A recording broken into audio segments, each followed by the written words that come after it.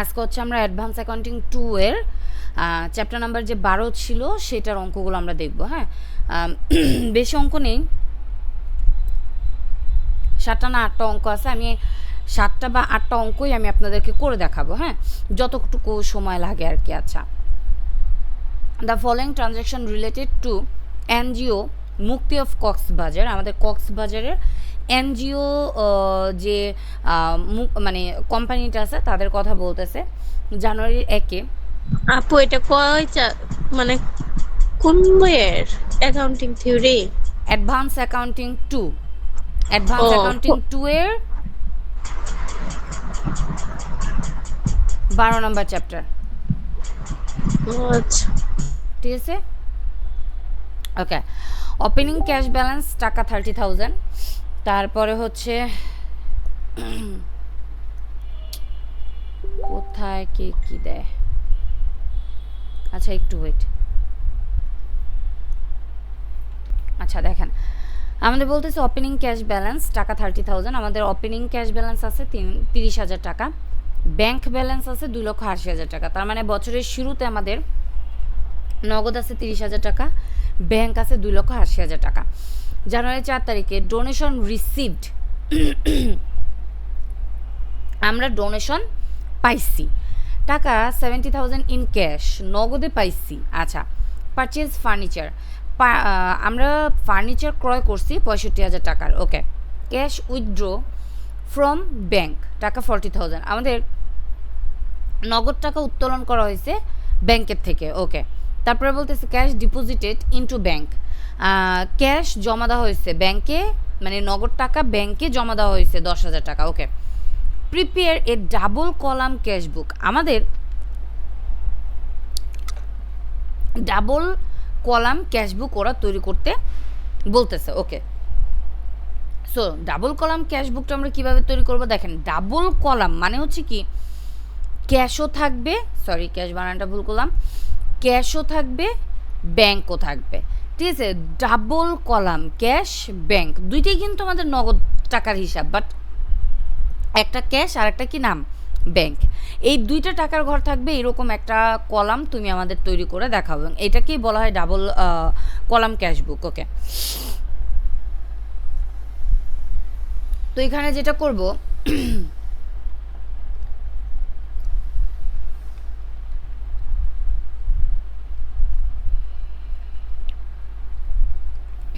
মুক্তি of Cox's Bazar cash বুক,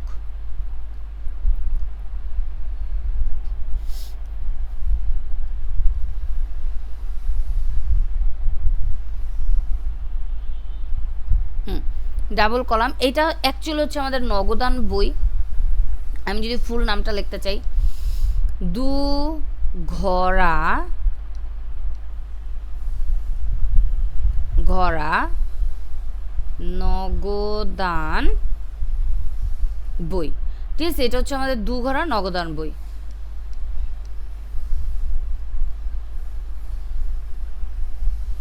ওকে, তো এবার আমাদের বক্সটা কাটতে হবে। কিভাবে আমরা কাটবো দেখেন, আমাদের হচ্ছে প্রথমে এমনি দিব, দিয়ে মাঝখান বরাবর ভাগ করব, করে প্রথমে ডেট। ওকে, এখানেও ডেট।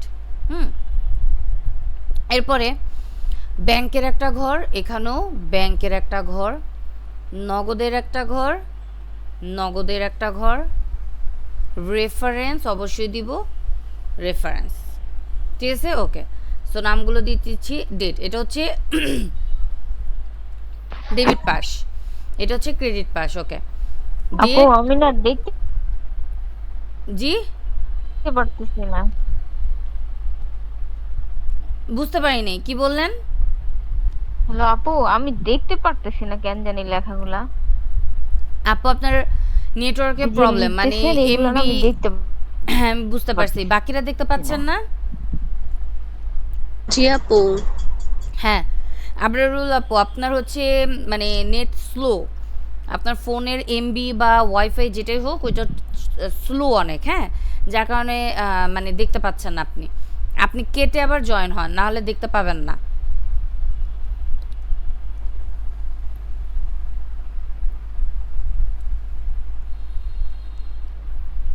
ওকে, এটা হচ্ছে রেফারেন্স,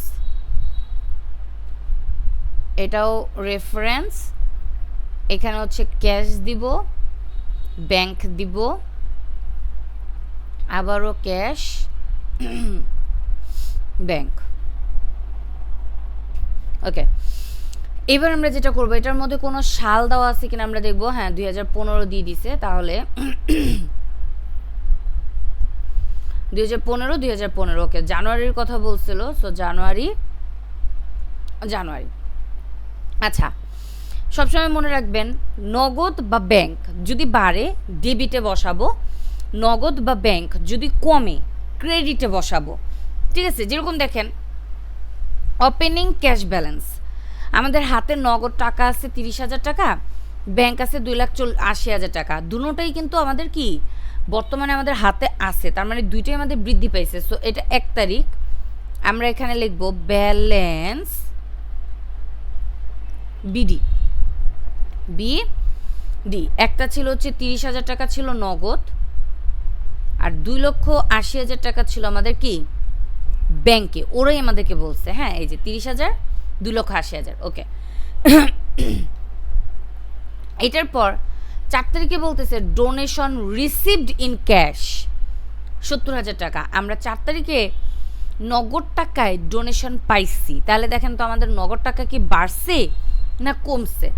নগদ টাকা বাড়ছে, কারণ নগদ টাকার মাধ্যমে আমরা ডোনেশন পাইছি, রিসিভড করছি, তার মানে ডোনেশন পাইছি। সো জানুয়ারি 4 তারিখ ডোনেশন কত ছিল আমাদের? 70,000 টাকা। নগদ টাকা পাইছি, সো নগদ টাকা বাড়াইয়া দিলাম। ওকে,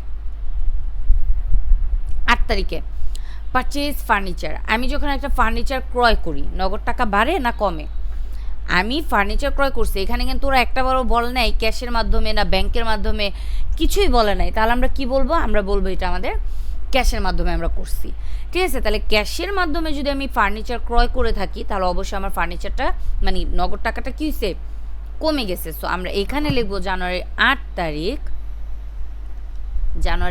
তারিখ ফার্নিচার অথবা পারচেজ ফার্নিচার, যে যেটা লিখেন। হ্যাঁ, আমি শুধু ফার্নিচার লিখলাম। ফার্নিচার আমাদের নগদ টাকা কমে গেছে 65,000 টাকা। ওকে, তারপরে বলতেছে, তাহলে এটা হয়ে গেল, এটা হয়ে গেল, এটা হয়ে গেল। 10 নম্বরে বলতেছে ক্যাশ উইথড্রন ফ্রম ব্যাংক, আমাদের ব্যাংকের থেকে নগদ টাকা কি করা হয়েছে? উত্তোলন করা হয়েছে। ব্যাংকের থেকে নগদ টাকা উত্তোলন করা হয়েছে, বুঝেন? এটা হচ্ছে ব্যাংক, এটা হচ্ছে নগদ টাকা। ব্যাংকের থেকে 40,000 টাকা নগদ করা হয়েছে, তাহলে ব্যাংকে আমাদের 40,000 টাকা ছিল, সেটা আমি নগদ করে ফেলছি, তাহলে ব্যাংকের টাকাটা কমে গেল, নগদটা কী হয়ে গেল? বেড়ে গেল। তাহলে ব্যাংক আমাদের মাইনাস হইতেছে, নগদ আমাদের প্লাস হইতেছে। সো আমরা কি করব দেখেন, প্রথমে ব্যাংকটা কি মাইনাস হইতেছে না, সো আমরা কি করব? ক্রেডিটে লিখবো। তাহলে লিখবো জানুয়ারির কত? 10 তারিখ। যেহেতু ব্যাংক কমে যাচ্ছে, এটার নাম দিব উল্টাটা, মানে ক্যাশ, নগদ। হ্যাঁ, সো নগদ আমাদের ব্যাংক কমে গেছে কত? 40,000 টাকা।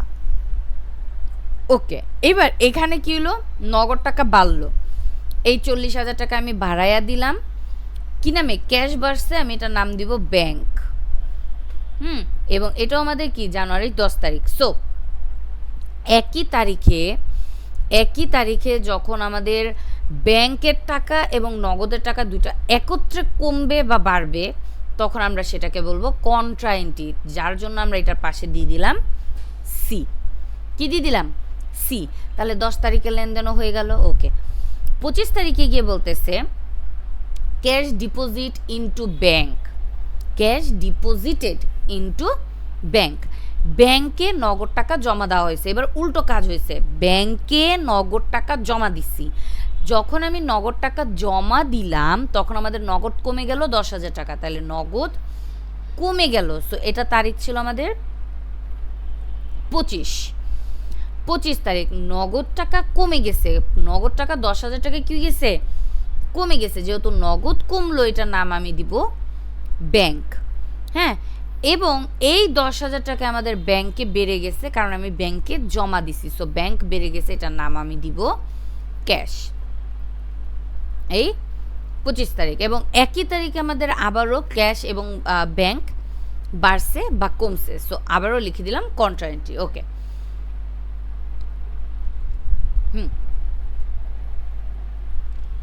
এবার যেটা করব, আমাদের 25 তারিখের লেনদেন শেষ। এবার আমরা কি করব বলেন তো? আমরা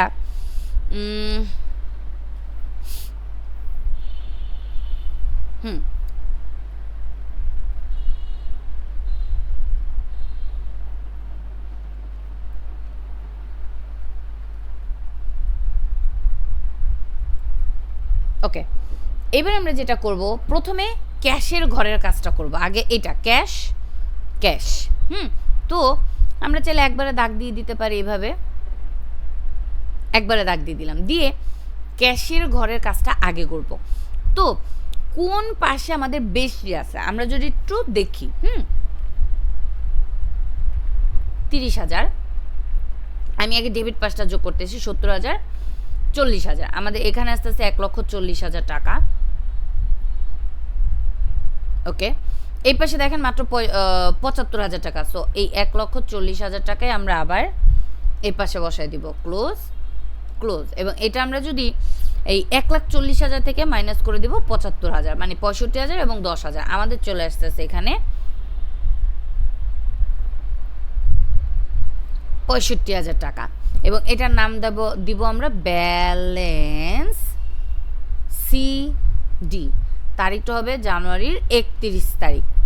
ঠিক আছে, সেম হইতে এবার আমরা ব্যাংকের কাজ করব। সো আবার আমরা দেখতে পাচ্ছি এই পাশটা বড়, 2,90,000 টাকা হবে এখানে। সো এই 90,000 বসায় দিলাম, ক্লোজ।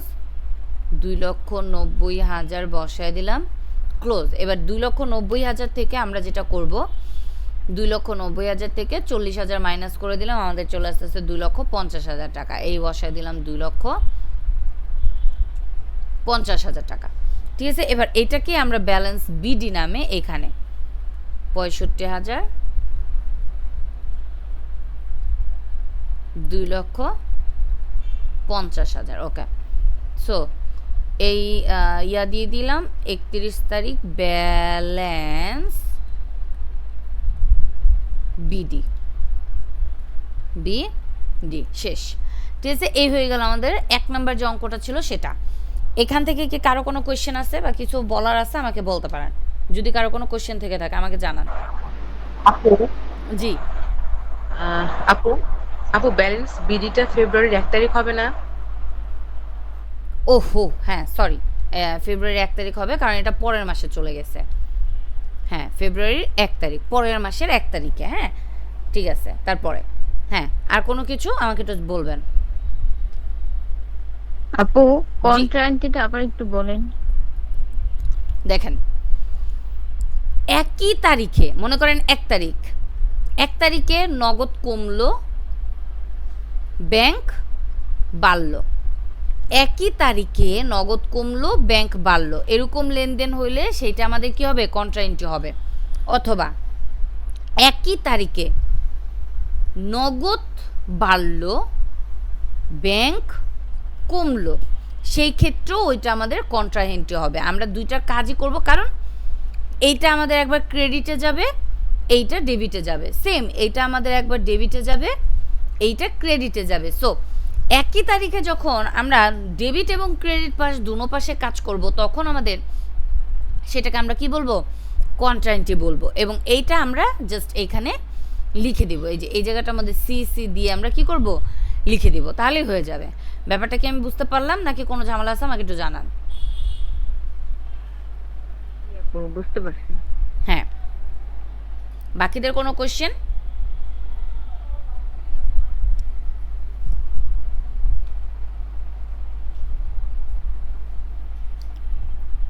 আচ্ছা দেখেন, 2 নম্বর অঙ্কটাও আমাদের ক্যাশ কলাম, তারপর হচ্ছে 4, 5, 6, 7 নম্বর অঙ্কটাও আমাদের ক্যাশ কলাম। ওকে, আর 2টা অঙ্ক আছে আমাদের এই সেম নিয়মের। তো এই দুইটাকে আমাদের করে দেখাতে হবে নাকি আমাদের সলিউশনটা দেওয়া আছে ওইটা দেখে আমরা নিজেরা করতে পারবো? আমাকে জানান, যারা যারা অ্যাড আছেন আমাকে জানান।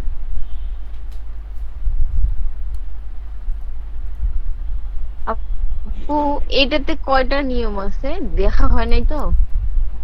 আর একটাও নিয়ম নেই, এই যে দুইটা আমি করাইছি জাস্ট এই দুইটা নিয়মই। আপু আপনার পিডিএফ এর 4 নাম্বার এবং 5 নাম্বার করে দিলে হবে। 4 নম্বরে ছিল ওটা ব্যাংক সমন্বয় বিবরণী করব। ব্যাংক সমন্বয় বিবরণী 3টা আছে, 3টেই আমি বলছি করে দেখাবো আপনাদের। সো দেখেন ক্যাশ আর করা দরকার আছে। জি জি, ক্যাশ বুক আর প্রয়োজন নাই, হ্যাঁ কারণ ব্যাংকটা ক্যাশ, দরকার। হ্যাঁ ক্যাশ বুকটা ইজি আছে, সো এটার প্রয়োজন নেই। ওকে, আমাদের ওইটার করলাম না, আমি চলে যাচ্ছে আমাদের এইটাতে 4 নাম্বার যে অঙ্কটা আছে সেটাতে। হ্যাঁ দেখেন 4 নাম্বার না, সরি 3 নাম্বার তো আর একটা আছে। হ্যাঁ 3 নাম্বারটা আমি আগে আলোচনা করব, সরি 4 নাম্বারটা না, আগে 3 নাম্বারটা নিব।